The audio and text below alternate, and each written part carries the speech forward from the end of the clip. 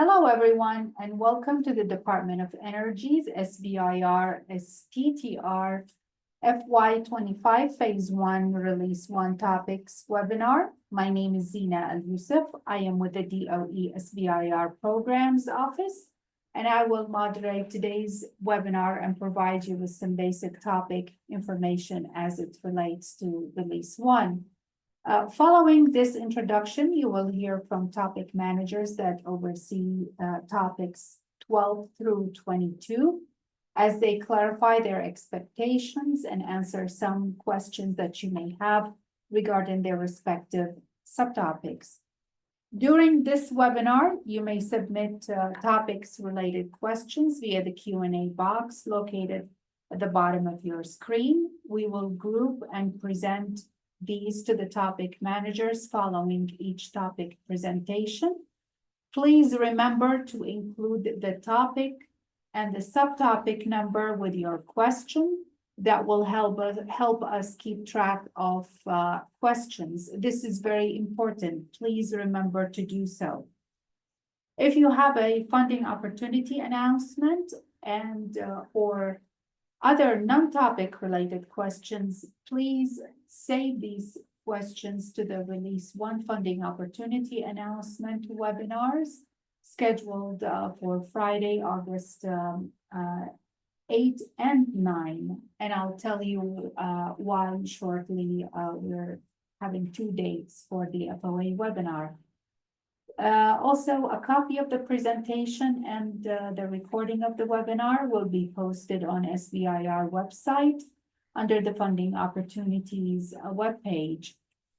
The programs in today's webinar are Office of Biological and Environmental Research, topics 12 through 16, Office of Fusion Energy Sciences, topics 17 through 22. This is the second of 3 webinars that will cover the Phase 1 Release 1 topics. There are 6 programs participating in this release, and we have about 95 subtopics. Today, we will cover the 2 programs we mentioned. As you can see, the topics document was issued on July 8th. And this week we have the topics webinar. The funding opportunity announcement is usually released about 3 to 4 weeks after our topics are issued. We do this to give you enough time to read through the topics document and ask questions so you can make up a more informed decision as to whether or not you might have something that is responsive to what we are looking for in this release. The most important date following the opening of the funding opportunity is the letter of intent due date, which is the first step you need to take in order to submit a full application. DOE is the only federal agency that requires a letter of intent. It tells us who you are, what topic, subtopic you are interested in applying for, and a little bit about why you think you are responsive for that topic. So basically, if you do not submit a letter of intent, then you cannot submit a full application to the funding opportunity announcement. In addition to the 2 programs we are covering today, we covered topics 1 through 11 yesterday, and we will post the recording on our website along with the presentation. On July 25th, which is tomorrow, we have the 3rd and final webinar, which will cover Office of High Energy Physics, topics 23 through 29, and Office of Nuclear Physics, topics 30 through 33. So if you're interested, please go to our website and register for the webinar. The funding opportunity is scheduled to be issued on August 5th After that, we will have the funding opportunity webinars. This year, we are doing something different. We will have two webinars for the FOA. The first one is on Thursday, August 8th. It's dedicated for the overview of the application process. And the second webinar on Friday, August 9th, and this webinar is dedicated for question and answer only about the FOA. So you will want to register for both free webinars. So basically you will listen to the presentation on August 8th and then join on August 9th to ask all the questions that you have and get your answer live. Also, we will post the recordings of both webinars on our website, along with copies of the presentations. So please register for that. We will send you an email with the registration links as soon as the FOA is issued and posted on our website. DOE Phase 0 Assistant Program is now open for to all first-time DOE applicants.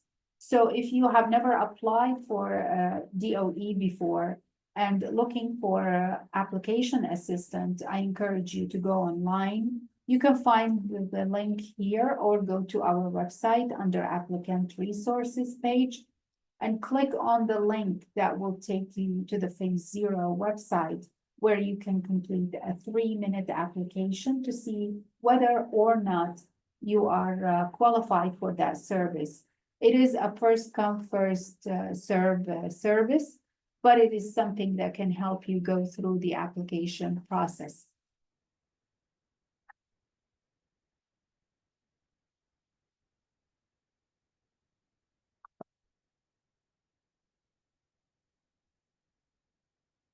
Here we have an example of what's a topic look like.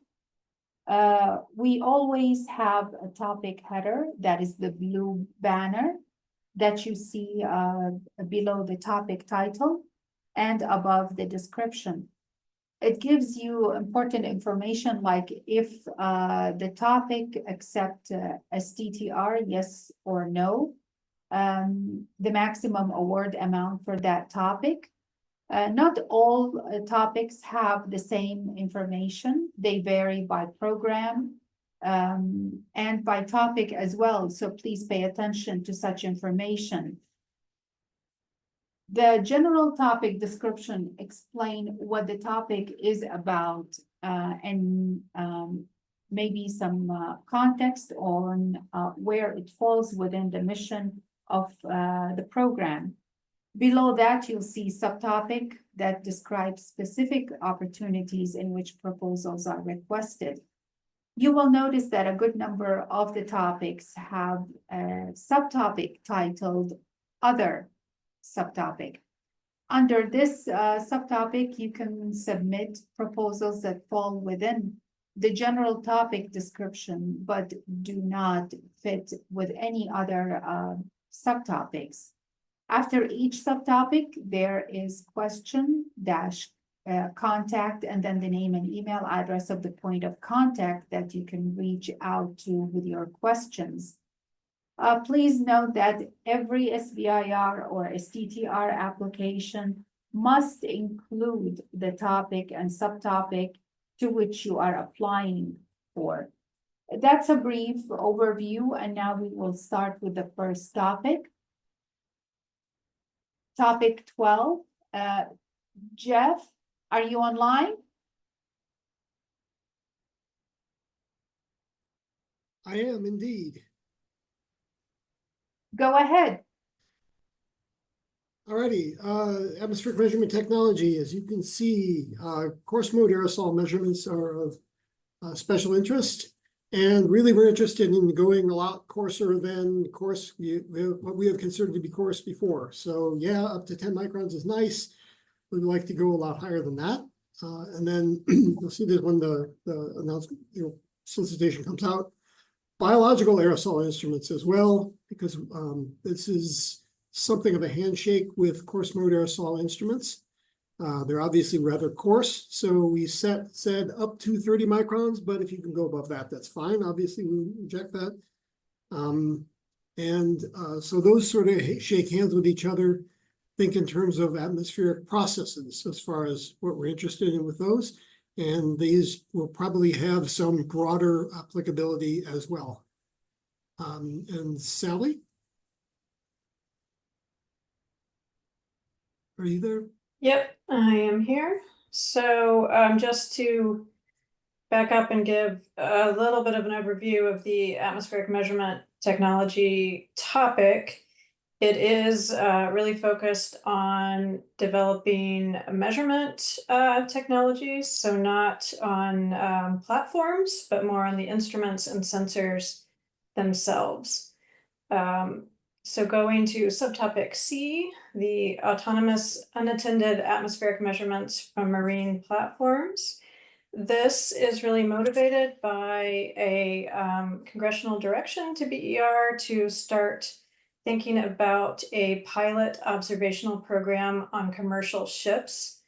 And so this topic is intended to think about instruments that could be deployed on commercial ships with very little or no need for maintenance or attention by the ship's crew themselves. So this is not thinking about research grade instruments, but instruments that can operate without assistance for up to 1 week periods.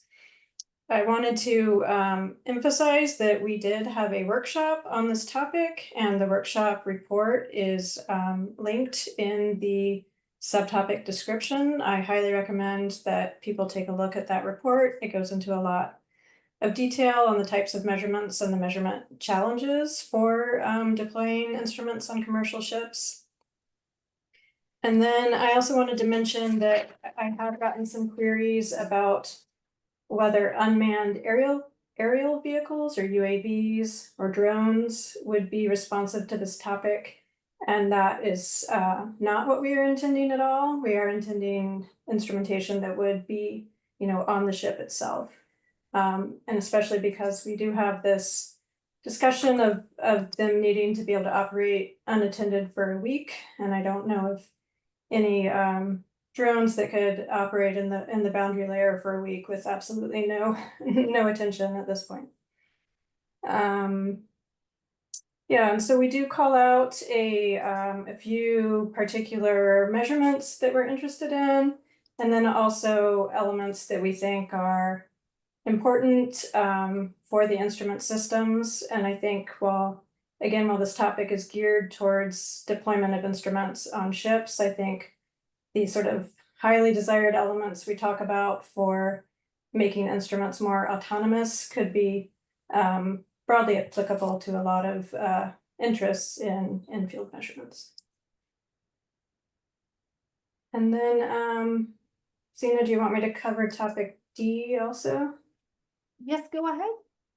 Okay, so topic D is just the other topic. So it allows applications that fall within the overall atmospheric measurement technology topic description, but not within one of the subtopics.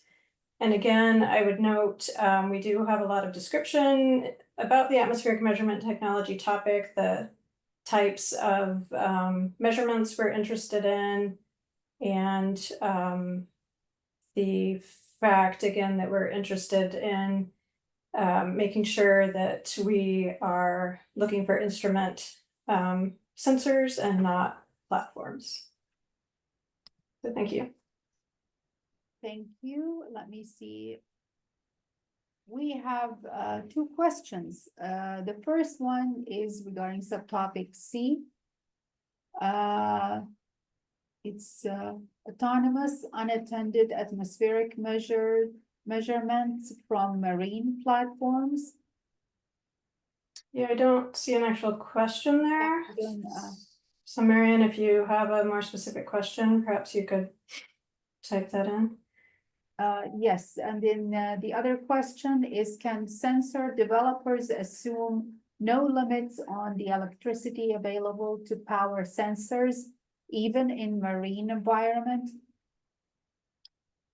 I think that's a good question. I think the workshop report does actually talk a little bit about power and what might be available on ship platforms. A commercial ship would have probably more power available than a buoy or some other type of platform, but I think there is some discussion of that in the workshop report. Okay. The instructions state that applications that do not clearly explain how their proposed work is relevant to fusion may be declined without review. Should this explanation be included in the summary or some other part of the application? I think that's for a different topic and not for ours. It says topic 19. Correct, thank you. It looks like, would a microwave radiometer, without LN2 collaboration, without radium, problems, without blower and, with improved vertical resolution in the lowest level of the atmosphere be responsive? The measurement would be, temperature and humidity profile, perception, and boundary layer height and more. Yes, and the workshop report, I think, specifically discusses microwave radiometers, so there is more information there. Okay, if we are, if there are no sensor developers, but we want to propose important improvement to current sensors, is that applicable? Yes, that would be applicable. I think it needs to be clear how those improvements could be applied, sort of in an aftermarket sense, perhaps, if you're not the instrument developer yourself. Okay, again, the question does not have the topic and subtopic, but I'll just read it. Will the fusion cell cycle topic area consider the production of helium-3 or DHE3 fusion? Again, I think that's not for I this think topic. please make sure you include the topic and subtopic number with the question. That will help us track your questions during this webinar. Thank you. I don't see any more questions. There's one for, is direct phase 2 application allowed? And I think it's better for the SBIR folks to answer. Yes, please do not, I saw that question. It's related to the application process. Please, for the person who asked about the direct phase 2 application, save your question to the for the FOA webinar that will discuss the application process. In today's webinar, we're discussing the topics, so we will not answer questions about the application process. Thank you. So that will be it for topic 12. Thank you so much. We'll move to the next topic. Topic 13. Yeah, this is Resham Kulkarni. I will present on this topic. Please go ahead. Ramana Madhupu and I am the program manager for this topic. I'll briefly present a brief overview on this topic, complex data, advanced data analytical technologies for systems biology and bioenergy. And I'll touch on briefly the BER, BSSD or Biological System Science Division research focus, the types of data we generate, the challenges and opportunities, and outline what we are looking for in this phase 1 proposal. So the BER program supports transformative science to achieve predictive understanding of complex biological, earth, and environmental systems. The Biological System Science Division research activities integrate multidisciplinary scientific discovery-driven science and technology development to understand plant and microbial systems. This research spans plant and microbial genomics, environmental microbiome, microbial conversion, sustainable energy, and biosystems design. And computational biology, biomolecular characterization, and bioimaging together with the user facilities enable these research activities. The BSSD programs generate very large, complex, and multimodal data sets, and this includes experimental data from genome sequencing, microbial and plant phenotyping, environmental measurements, and molecular structure and bioimaging studies. So the ability to generate these complex multiomics and environmental data and the associated metadata greatly exceeds our ability to interpret these data. And therefore, there is a current need for general solutions for managing and interpreting these complex data. We need to integrate these data and extract knowledge and information. With that in mind, we are soliciting proposals that provide innovative solutions and frameworks for management and analysis of large-scale, multimodal, multi-scale data, leveraging AI, ML, and we would like to enhance the effectiveness and the efficiency of data processing.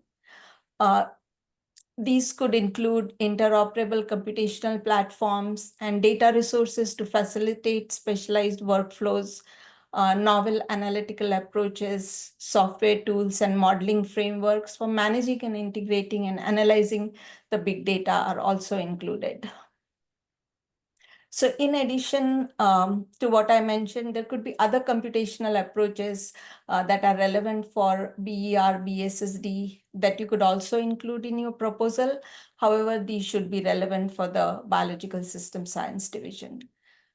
So in phase 1, we are looking for developing and implementing on these ideas. And of course, in phase 2, these efforts could focus on partnering and marketing.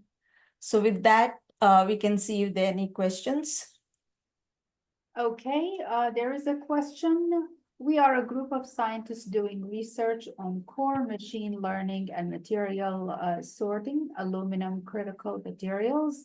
Do we need to have a core knowledge of biology for this, or should we include a collaborator from biology for it?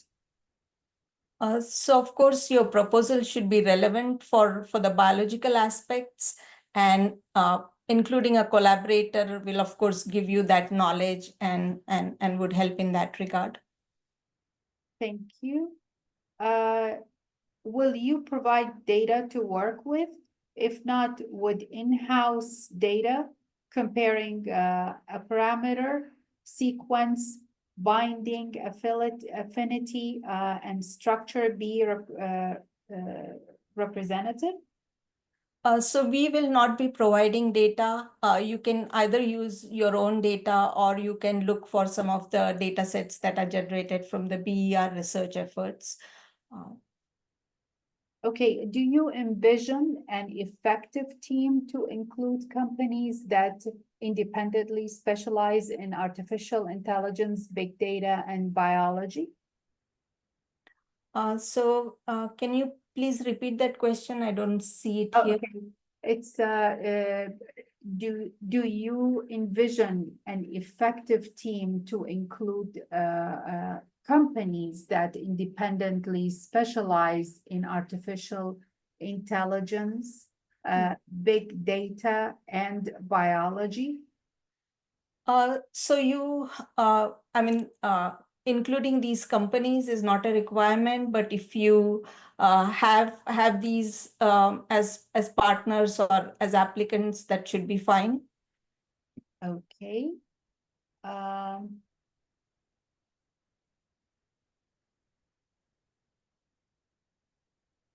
So the innovation is on the AI side, novel ML model, new data streaming framework, or on the biology side? So this particular topic is, of course, based on computational aspects. So, of course, we would look for innovation on the computational side, but there could be innovations on the biology side involved as well. Okay, no more questions. We can move to the next topic. Thank you so much. Thank you. Topic 14, Amy. Yes, I'm here. Thank you. Thank you. Okay, this topic is also offered by Biological and Environmental Research. And so looking at the scope, you could find that on the website. The links are provided at the end of the topic. And for this topic, BER supports access to instrumentation and capabilities for structural biology research and biological imaging at some of the DOE user facilities. So specifically, we support an array of beamlines at the 4 DOE light sources and at the Oak Ridge high flux isotope reactor.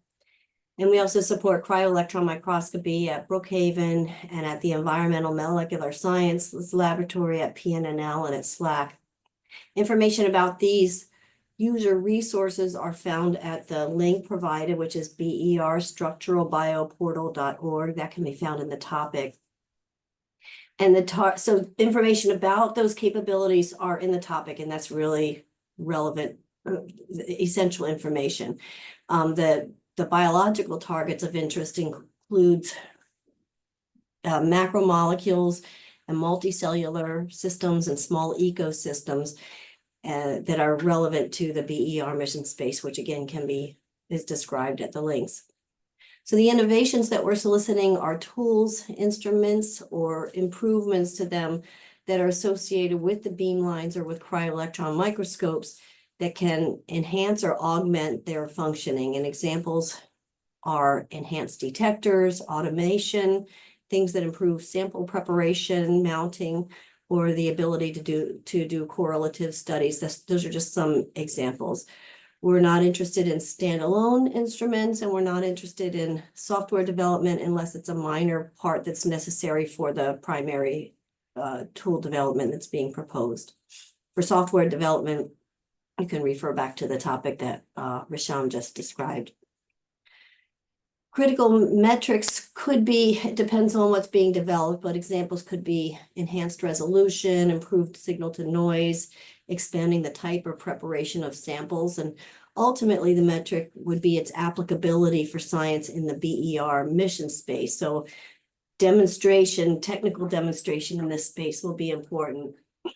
An explanation of how the proposed technical development can be coupled to biological or biogeochemical objectives must be included, and plans for technical validation in this space should also be clearly described. And I already mentioned the important references that are at the bottom of the topic. Because it will be important, the technologies that are being developed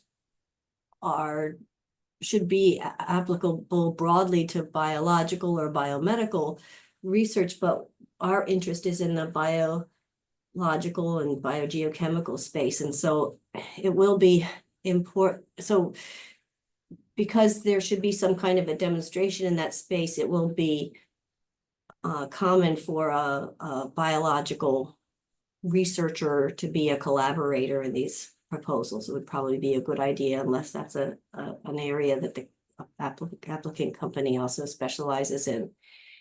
And I guess the expectation for phase 1 would be a demonstration of feasibility, and then carrying through in phase 2 to completion of the tool, again with some sort of demonstration in a project in BER mission space. That's the description. I'll be glad to take any questions. Thank you. Yes, there is a question. There are questions. Would the subcellular electrical impedance tomography be considered responsive for this effort, or is it much more interested in molecular measurements? In multicellular measurements.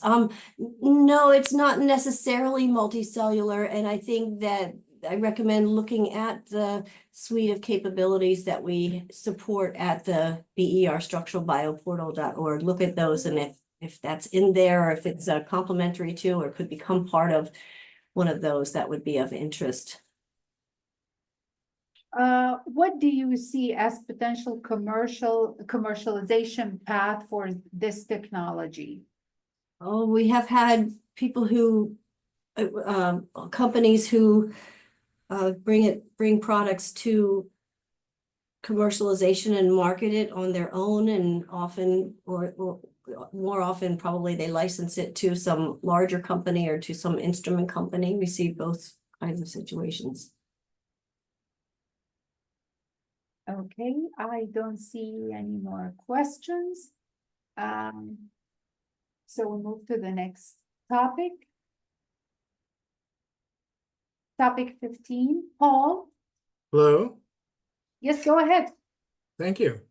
So this topic covers bioimaging technologies for biological systems that are supported by BER in plant and microbial systems designed for bioenergy or for a bioeconomy. We're looking at multifunctional technologies for imaging, for measuring and modeling organisms, tissues, metabolic processes within cells or colonies of cells or plant tissues. We're also looking at projects that could track material or chemical exchange within and among cells and their environment, especially in root microbial systems, the rhizosphere, or other biological systems relevant to bioenergy. There are two subtopics. One is general for bioimaging, the second for quantum-enabled technologies.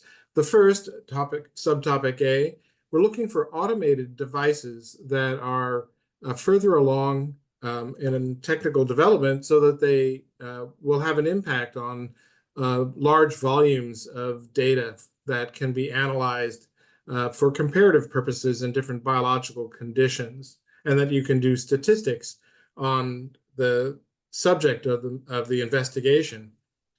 We're looking for standalone imaging and measuring systems, microscopes, other kinds of instruments, analytical software that can be identified, that can be used to identify microbial species or tissues, chemical exchanges, and physical conditions in the plant and microbe environment. The imaging systems should be automated so that in some way, automated instrument control, image acquisition, data storage, and potentially could include automated data analysis. So biological systems should have be described with some detail so that there's a defined biological problem that can be solved, the imaging approach that's being proposed. There should be validation that's included in the work plan, both for technical and biological validation. The instrument should be capable of being used either in a laboratory or deployed for field-based measurement.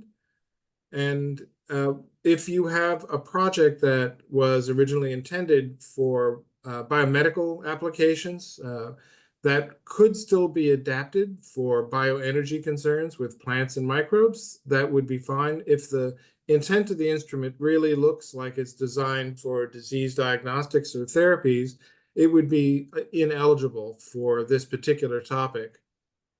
Software and algorithm development could be included.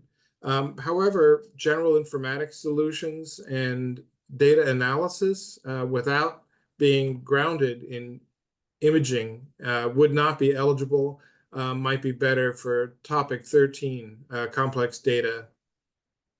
The second topic, quantum-enabled bioimaging and sensing, is intended for more conceptual and early prototype development. We're not looking for acquiring large amounts of data, but new approaches that can exploit quantum phenomena and surpass the common classical limitations of diffraction-limited optics.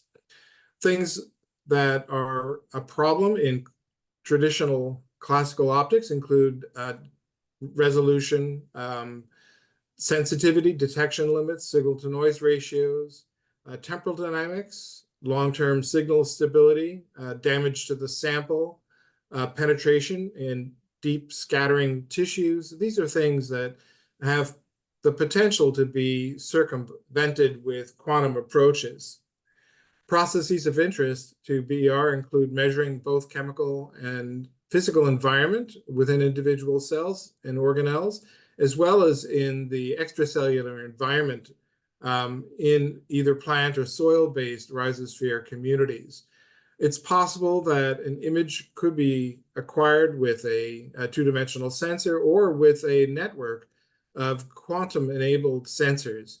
This subtopic is open not just to imaging, but to sensing that use quantum principles.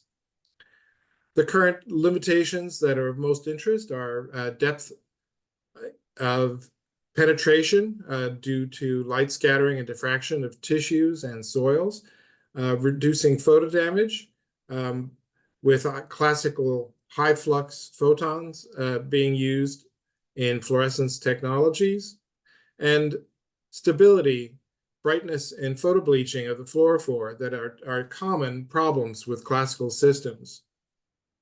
We're open to not only imaging systems, but quantum science-enabled light sources, detectors, or specific biosensors that are designed for specific biomolecules. Some of the quantum principles that have been employed in the past to improve on imaging include photon entanglement, quantum-based biosensors, and quantum sensors for single photon detection. We have a third topic for others in areas that fall within the scope of the broad topic application to BER biology that use imaging approaches. If you have a project that does not fit into subtopic A or B. In references, I'd like to point out for subtopic A, the scope of the technologies that we've supported in the past can be found online in a biomolecular characterization, imaging science, principal investigator meeting. That's reference 1 for subtopic A. We also have a market report for quantum in reference subtopic B, reference 1, that looks at the quantum imaging capacity to disrupt classical imaging technologies in bioimaging markets. So there's a very useful bioimaging market analysis for imaging that would be useful for SBIR applications for both subtopic A and subtopic B. Okay, any questions? Yes, we have questions.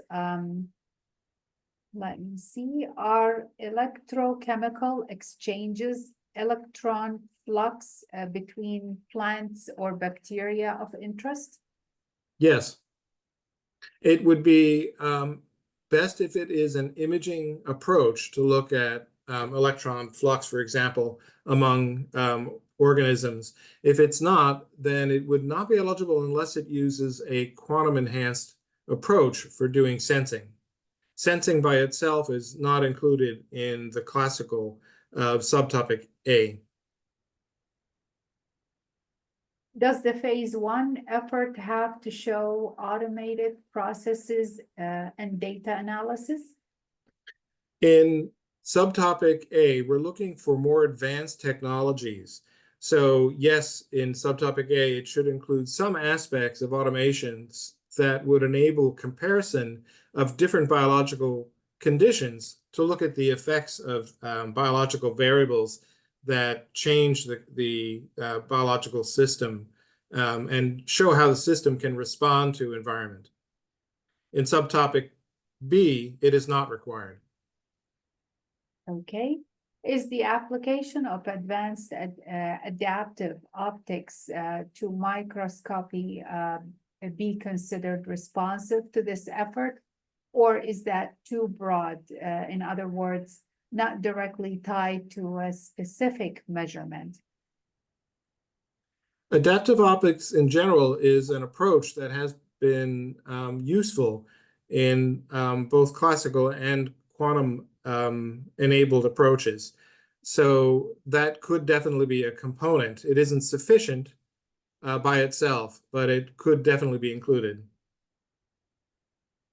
We do both photosynthetic and microbe optical inspection with multispectral imaging. We can also do water and soil. Are these of need and also pixel size need? Yes, those topics are of interest, things to be studied. Pixel resolution depends on the question that is being addressed. If it's a subcellular study, then something on the order of a micron might be marginal. If it's a question that relates more to the interaction of bacteria in a large colony or in a soil system, a micron is actually very high resolution. Okay, will you help to provide samples for testing bioimaging? No. You can look for collaborators. If you don't have the capacity for collecting biological samples to validate and to provide some training data. If you look through our website, BER, we give you examples of the kinds of systems that we study, and we also have a description of projects and investigators. If you don't find what you need there, you can send me an email, but we won't provide you with samples, no. Okay. This is the last question for topic 15. What do you see as potential initial markets for these technologies? I'm not sure if I can give a general answer for a endpoint market. There are imaging technologies that have been translated to large companies that distribute microscope technology to both research and commercial users. There have been components that have been developed that are integrated into other systems, small companies, and there are some that have developed standalone instrumentation and their own marketing efforts to distribute to researchers directly. Okay, thank you so much. No more questions for topic 15. We'll move to the next topic. 16, Kari.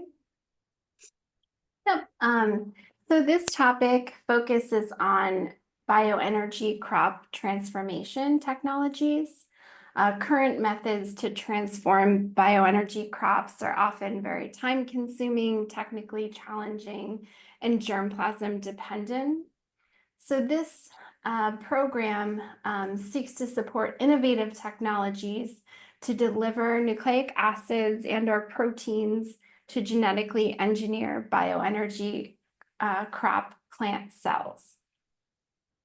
We're looking for technologies that simplify current protocols, broaden applicability of current protocols, reduce or eliminate time in tissue culture, or edit genomes without incorporation of foreign DNA.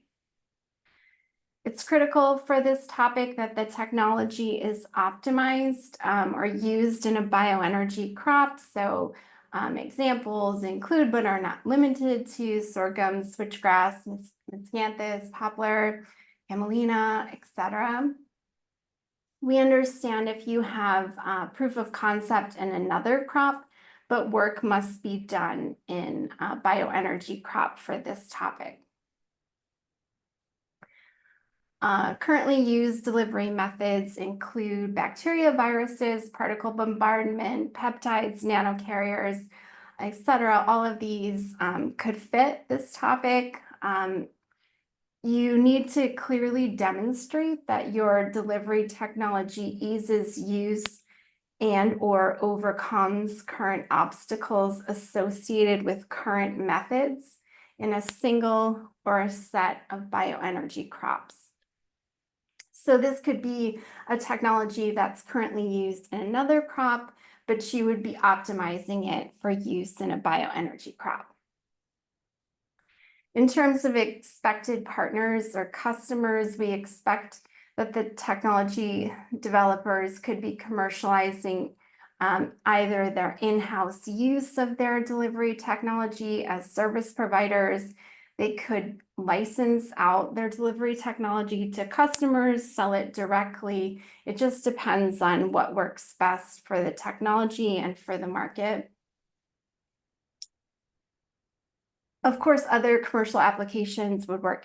It just depends on what's ideal for your particular technology.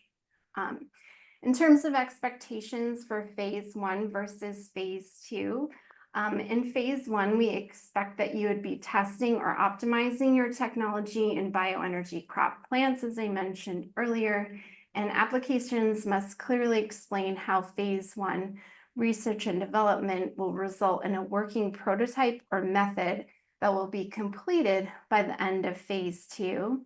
In phase 2, we expect that you would have a sound technology and a detailed commercialization plan.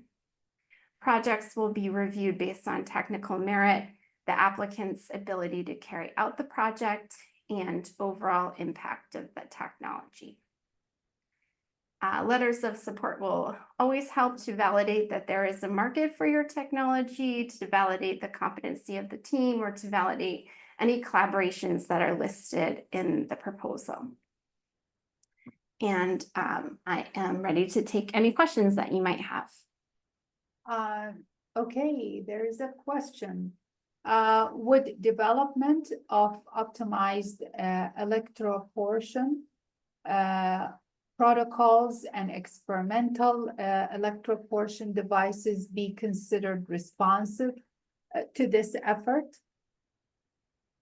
They could be, as long as you're demonstrating that you're genetically engineering either through insertion or through editing viable plant cells. So if you want to further discuss the technology, I encourage you to reach out to me directly and I'd be happy to discuss. Thank you so much.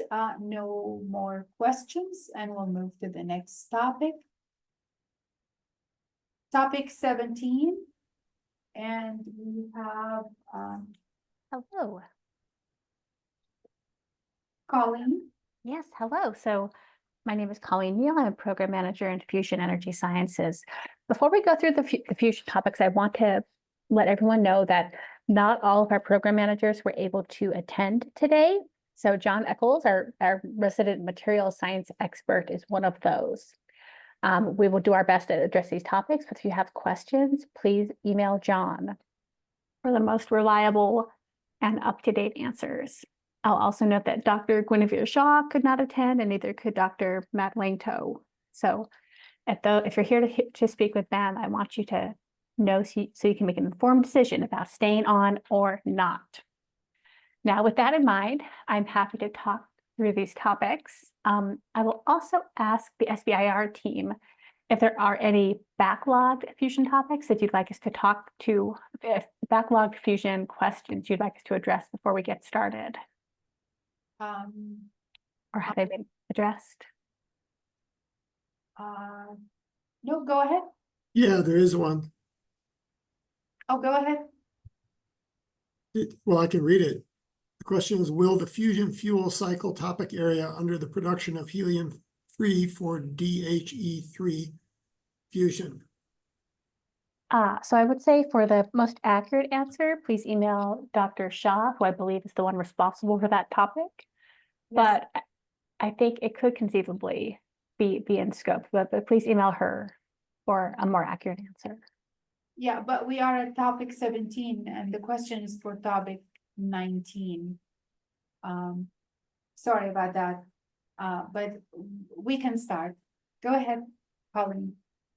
Okay, so fusion materials and internal components. This tries to seek development of materials that are capable of structuring, of functioning for the extended lifetimes and necessary for a fusion reactor to succeed. Fusion will offer a uniquely hostile environment with high temperatures, high stresses, and highly reactive chemicals, not to mention radiation. So this goal has the goal of designing, constructing, and operating the materials and components needed for a fusion power plant. There are subtopics here: precision engineering using advanced or additive manufacturing, which I think is fairly self-explanatory. The idea here is to apply advanced additive manufacturing to build components that have the complicated structures needed for fusion, things like waveguides or fusion plant cooling channels. The advantages of advanced and additive manufacturing are well known and could be applicable here. Applicants should take care to demonstrate which regime, that is, which fusion nuclear environment the materials would be exposed to and how it could withstand it. Beyond this topic A, we also have the other topic, which invites applications that address other aspects of fusion materials and internal components that are not necessarily aligned to the above subtopic. We note here that applications that do not clearly explain how their work is relevant to fusion may be declined without review. And again, for further questions on this, please direct them to John Eccles, whose email address is listed on this slide. Thank you so much. There is one question. It is a general one. I'm just going to read it so that the person who asked the question can hear the answer. Any idea on how many phase 1 proposals can be funded under this topic? That's a good question, and I don't have an answer to give you, but John might, so I would encourage them to reach out to him. Okay, so please, for the person who asked this question, to reach out directly to John Eccles. The email is on the screen, and also to include it in the topics document. Are pulse power electronics considered an other fusion material? I think if they wanted to try to make that argument, they certainly could, but I think they would have more success with one of the later topics. That could be a better fit for pulse power. Thank you so much. Okay, does the subtopic 17A relate to structural material or to components used in the fusion event? In other words, in case the fuel, would the latter relate to 17B? So I would encourage you that the person with this question to read the topic quite carefully, but I don't believe fuel is listed as a topic of interest under A.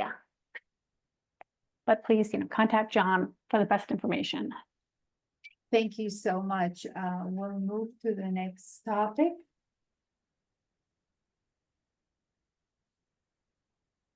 And I think, Colleen, you'll cover the first subtopic. I will indeed. Okay, superconducting magnets. So for magnetically confined fusion, magnets are the primary core cost driver for these devices. And fusion pilot plant concepts and their supporting magnet technologies have to be developed in parallel so that we can meet the aggressive timelines and the aggressive schedules we have for fusion power in the US. So besides our ongoing research efforts, we think that the SBIR and STTR program can help support this technology development. So within this major topic, we have 3 subtopics. The first is radiation resistant insulators. I think this is fairly self-explanatory again, but we have to have electrical insulators that can withstand radiation and exhibit low gas generation, while also maintaining their mechanical strength under radiation environments. This will be necessary to achieve the magnets we need to advance fusion energy. And again, for questions on this, please contact John Eccles. I think my colleague Kurt Bolton is online, so if he'd like to talk about quench detection, I will gladly mute so he can discuss that. Okay. Yep, Kurt, I can do it. go ahead. Yeah. Just a second. Hold on, let me make sure. Yeah. Quench detection technologies are a particularly important and desired for dealing with high temperature superconducting magnets. Optical fiber sensing is a novel approach for high temperature superconductors quench detection. But there's significant technical challenges and supply chain challenges to go along with this. I mean, they need to, in order to quickly do the fibers, we need quench detection on the scales of hundreds of kilometers. And we need to commercialize this in through industry. So economies of scale are needed if we're going to get these things cost down. And these things include radiation hardened fiber development with low micro bend loss susceptibility, fiber Bragg grading inscription technology capable of inscribing thousands of fiber Bragg grids per fiber on radiation resistant fiber coating. And they have, and we need high dynamic interrogator technologies with hundreds of channels and development of fiber recoding and splicing technology for multiple fibers at a time with radiation resistant coating. Yeah, it turns out that splicing these things is a real challenge. And if there's some way to do this with better coatings or technologies, that would be a big help. So just a general comment about this area, and the fusion programs has been energized, I would say, by the development of high temperature superconducting magnets. This has really been a game changer in a way. And what we're looking for really is the technologies that goes along with that to support them and make them much more fault resistant and more economical. And the quench detection technologies are a key player in this. So if you have some ideas, we'd love to hear the proposals. So that's all. Okay, thank you, Kurt. Sure. So now I'll speak for Josh King, the other program manager who couldn't attend today. He is covering topic C, other, which is that in addition to the topics we've talked about within superconducting magnets, we also invite applications that address other aspects of superconducting magnets. But as with all the other topics, applications that do not clearly explain how the proposed work is relevant to fusion may be declined without review. I think that's it for this topic. Thank you so much. No more questions. We'll move to the next topic, 19. And Okay. you, Colleen, as well? It is. So this is another colleague who couldn't make it due to a scheduling issue. This topic is the fusion nuclear science. So fusion nuclear science is a topic that encompasses all the subcomponent technologies and processes that are required in order to fuel and maintain the balance of plant for a fusion energy system. These subsystems include, but are not limited to, the fusion breeding blanket, radiation transport and nuclear analysis, fusion fuel cycle, fuel separation, exhaust processing, and fuel accountability. So the topics we're listing that are of particular interest are first, the fusion fuel cycle for this release. This is essentially about making sure that fusion has the fuel it needs and that it is able to be produced in a safe way. So we have to have the safe, efficient, and reliable fuel cycle to commercialize fusion energy. Most concepts will require a robust deuterium-tritium fuel cycle, and alternative fusion fuel cycles will also have isotope processing needs. So for the colleague with a question about the helium-3, you could perhaps argue that that's one of these alternative fusion fuel cycles and within this topic.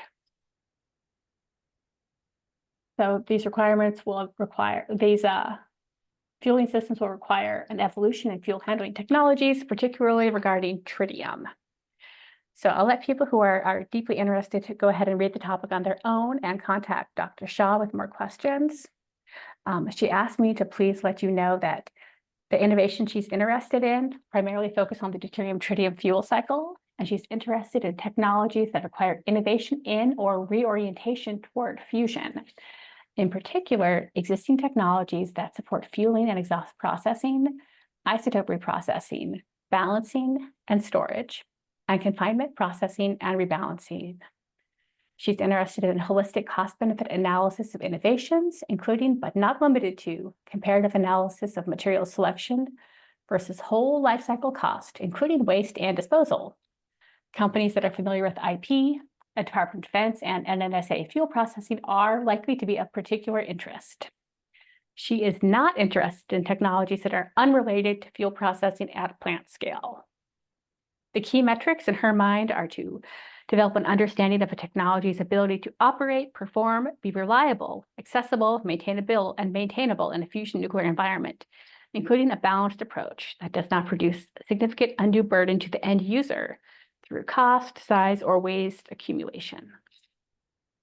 She expects partners to be from R&D, manufacturing, and customers, likely customers that are familiar with nuclear energy, cryo plants, defense, and NNSA fuel processing. Her expectations for phase 1 versus phase 2 are that phase 1 would include a clear understanding of operational requirements in a fusion environment, hydrogen, deuterium, tritium, prototype demonstrations at lab scale in hydrogen, deuterium, or protium, understand the impact of technology on cost, size, and waste implications, as well as understanding of REMI.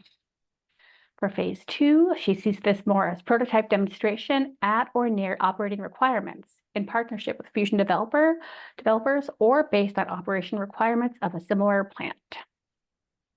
For further questions, please contact Dr. Shah. Thanks. Thank you so much. There's one question maybe you can answer on behalf of Dr. Shah. Otherwise, we'll direct the person who asked the question to contact Dr. Shah as well. Does Dr. Shah want the small business to focus on particular segments of the fusion fuel cycle? So I would say this person should definitely contact Dr. Shah, but I think she would probably want to ensure that the applicants are not biting off more than they can chew, right? That they're scoping their proposals appropriately for their capabilities and the available resources, right? So I think something that's tightly focused on one part of the fuel cycle might be more compelling than something that takes a very broad, superficial look without having much impact across a larger area of the fuel cycle. But please contact her. Okay. There is another question, but I'm going to ask the person to contact Dr. Shah with the question.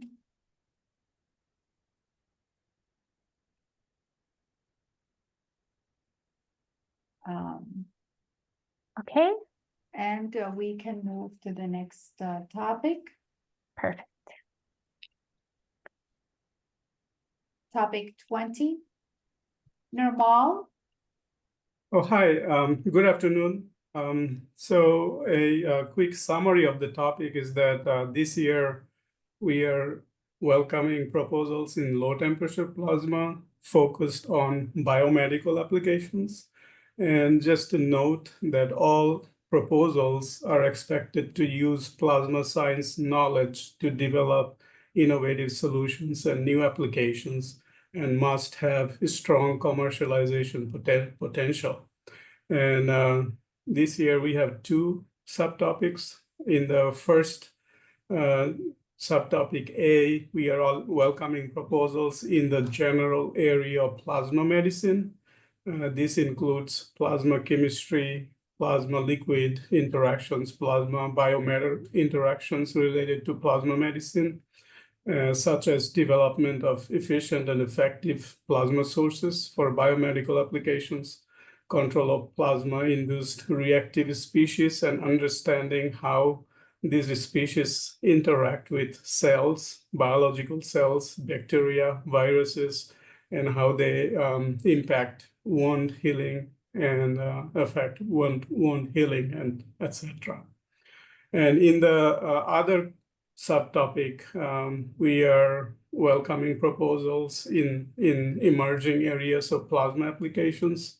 This includes plasma-based water treatment and water purification, sterilization, disinfection, food sanitation, plasma agriculture such as nitrogen fixation or producing fertilizer for agriculture applications. Please note that this year's plasma medicine and plasma biomedicine topic is expected to be rotated next year. So there is a note we have in the topic that these two topical areas, plasma medicine and microelectronics, these are expected to be rotated every other year. So with that, I will try to answer your questions. Thank you. Yes, there are questions. The first one is, do you allow validation studies, for example, on animals or crops?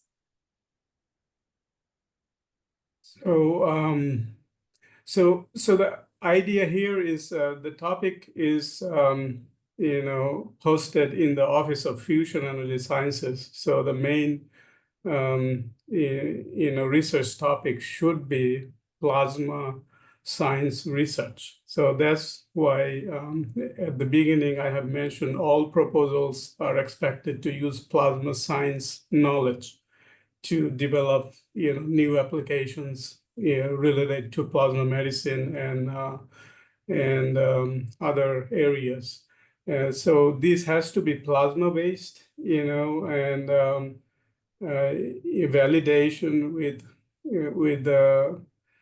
with animal studies and other things you have mentioned, those has to be incorporated and has to be, consistent with the policy and laws and everything. Thank you. This question is related to subtopic B. Could you elaborate more on what the DOE is looking for? Is the DOE more preferential to scientific research, R&D, or technology development demonstration? Or is it intended to be very broad? Well, as the note mentions, in the beginning, is that we are the Office of Fusion Energy Sciences, and we support advanced plasma science research. So here, idea is to focus on applications, but use the plasma science knowledge.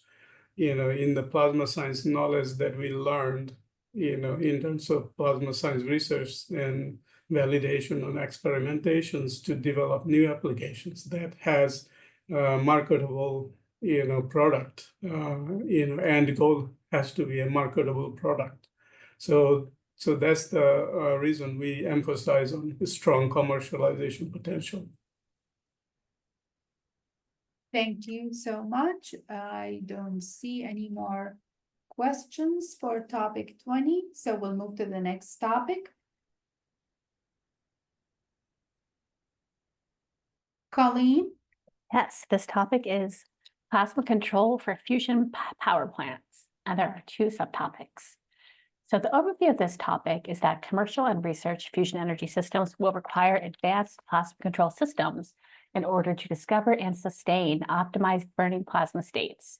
This will help ensure the safe operation of fusion technology and protect capital investments during facility operations.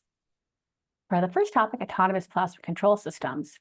This topic explores development of commercial autonomous plasma control systems for fusion energy concepts based on all plasma confinement approaches.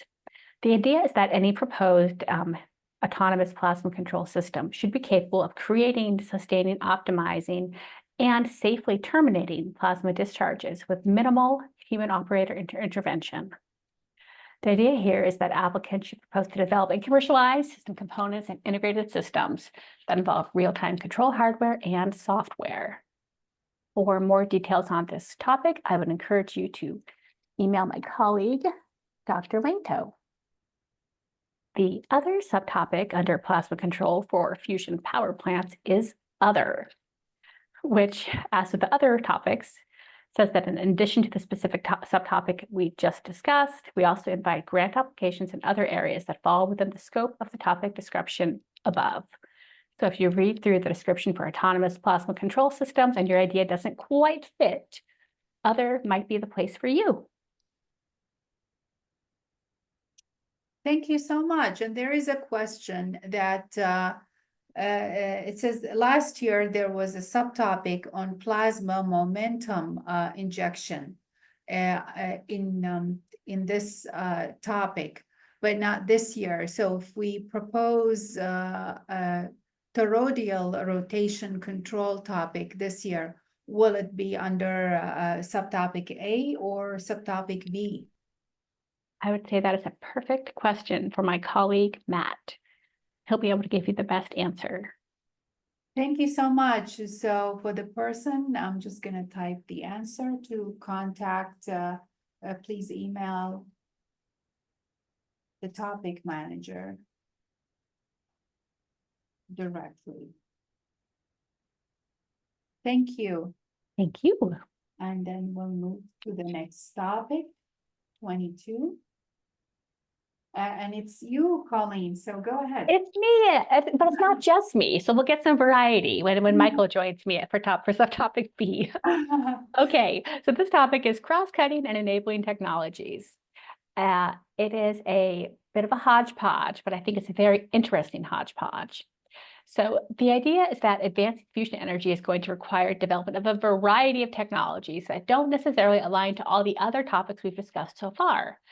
These topics could address multiple other topics or just prove to be broadly enabling for multiple fusion approaches. So the first one we have here is power electronics, gyrotrons, and heating. This subtopic is looking for solutions to power electronics and plasma heating needs for fusion. We need technologies to enable more efficient gyrotrons. Those are vacuum electron devices capable of generating high power, high frequency radiation. We also need gyrotrons with longer lifetimes. And we need other approaches that enable lower costs and increased reliability and lifetime. We invite applicants to take care to explain how their proposed work will align to specific fusion heating needs and offer potential to improve on state-of-the-art performance. We are not so interested in generic solutions, but if you can tie a solution to an actual fusion need, we become quite interested. And now I will turn this over to Michael Halfmoon for topic C. Topic B. Thank you, Colleen. So subtopic B focuses on high performance computing. This subtopic seeks to advance the development and application of large-scale fusion relevant simulation codes that require the use of supercomputing resources to model complex behavior. So these are types of software that you can't really run on just a laptop. These are things that take advantage of the DOE clusters. This includes sub areas such as edge computing that will communicate with DOE supercomputing clusters as part of an integrated research infrastructure ecosystem, codes that offer predictive capabilities, and codes that reconstruct plasma discharges to further understand the underlying physical mechanisms underway.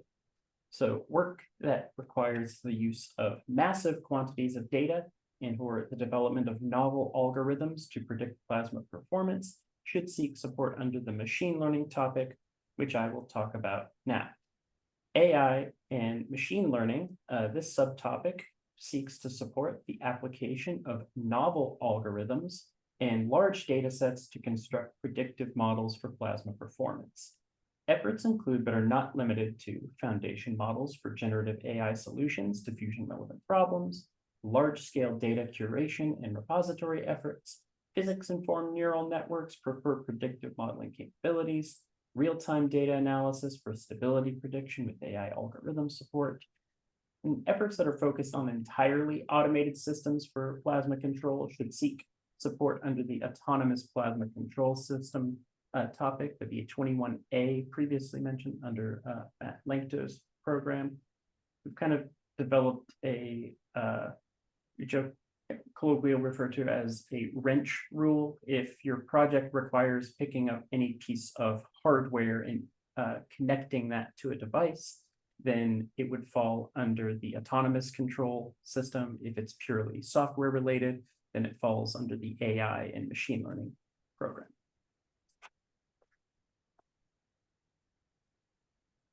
Okay, I think that brings us to topic D, vacuum pumps, where Dr. Shaw would be the person to email questions to. So the idea here is to have a topic that focuses on developing fusion-specific vacuum pumps. Many of us might think that we have plenty of vacuum pumps, but we don't have vacuum pumps that are able to handle tritium. As soon as you introduce tritium into your system, your vacuum pump has very, very demanding requirements. So this topic tries to seek development and improvements to vacuum pumps that can survive the fusion environment. This will mean accounting for considerations that are specific to fusion-relevant fuels, including separation techniques, that is separating tritium or other fuels from the other gases you might be pumping. The topics of interest include, but are not limited to, separation membranes, pump oil treatments, pump designs, and pump designs that can handle corrosive or radioactive gases. Vacuum pumps for fusion technology have to be compatible with tritium, radiation, magnetic fields, shock, and air inrush accidents, all without contaminating the pump gases. Leak tight operation is of interest as well. So that is the vacuum pump topic. And then the last topic, other, which is that in addition to all the specific subtopics above, we also invite applications that address aspects of fusion technology and fusion relevant R&D that are not otherwise aligned to the above subtopics. That's it. I think we'll be happy to take any questions now. Thank you, Colleen. Yes, there's the first question is for subtopic E, which is the other subtopic. We have a novel concept to make carbon neutral fuel using low energy, low cost, non-thermal plasma. Is that a fit or a responsive? If yes, any idea on how many applications will be funded under the other subtopic? So if Nirmal is still on the line, I would see if he wants to take this question. Carbon neutral fuel. Say that again. What was the question? The question is, we have a novel concept to make carbon neutral fuel using low energy, low cost, non-thermal plasma. Is that a fit or a responsive?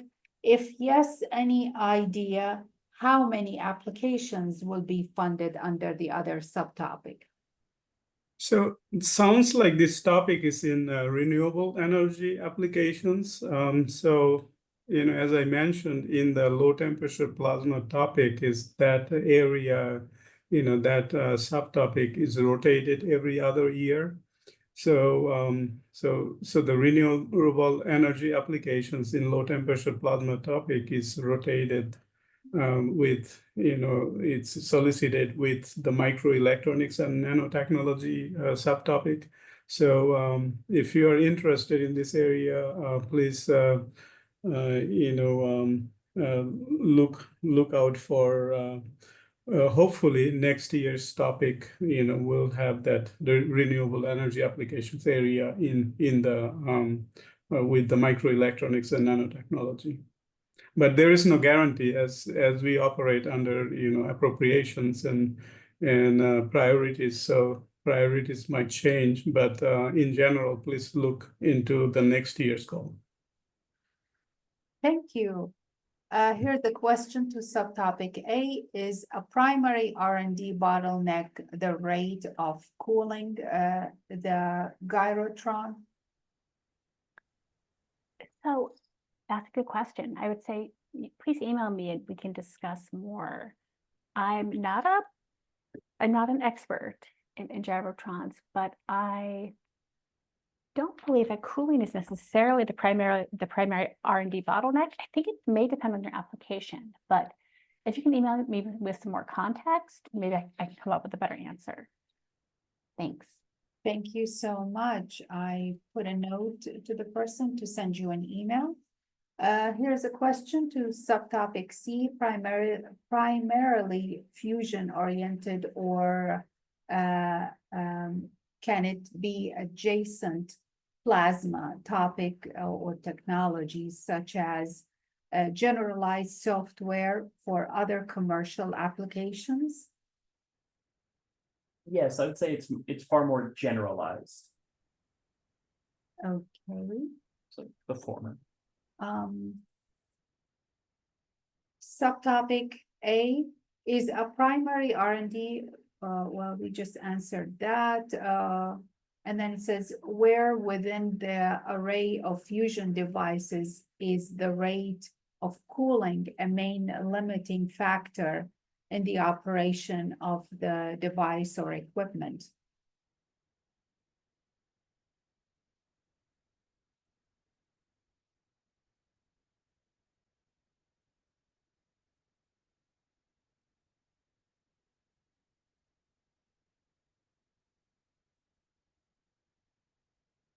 Pauline or Michael?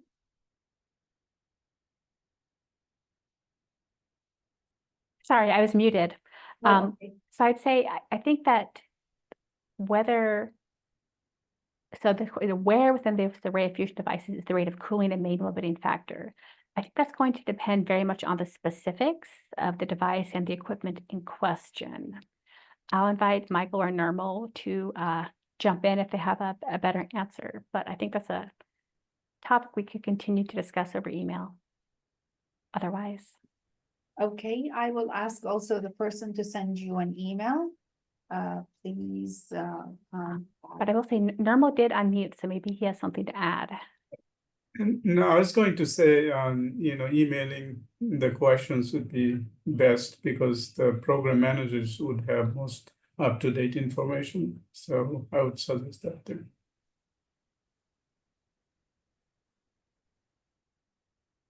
I think that is it for the questions. We answered all the questions we have for topic 22, and thank you so much. We come to the end of our webinar. As we mentioned at the beginning of this webinar, we will post the slides and the recording on our website under the Funding Opportunities webpage. It's gonna take some time to download and have access to the recording, so please be patient. I would estimate like sometime next week. So keep an eye on that webpage for the recording and a copy of the presentation. And also, please feel free to contact us with any question that you may have regarding the application process. Otherwise, contact the topic manager with your questions. That will do for today's webinar. And as we mentioned, we have one more webinar scheduled for tomorrow. If interested, please go to our website and register for that webinar. Thank you for attending. Thank you for your time. And we are ending the webinar right now.